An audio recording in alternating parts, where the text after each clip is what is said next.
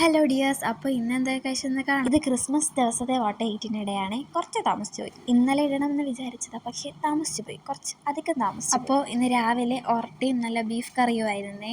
നല്ല ടേസ്റ്റ് ആയിരുന്നു. ഒറട്ടിയും ബീഫ് കറിയും അല്ലെങ്കിൽ നല്ല കോമ്പിനേഷൻ ആണല്ലോ. പക്ഷെ ഞാനൊരു ബീഫ് ലവറല്ല, ഞാനൊരു ചിക്കൻ ലവറാണ്. പക്ഷെ ബീഫും കിട്ടിയാൽ ഞാൻ കഴിക്കും. നമുക്കങ്ങനെ ഇങ്ങനെ വേണം അത് വേണം അങ്ങനെയൊന്നും ഇല്ല, കിട്ടിയ എന്ത്.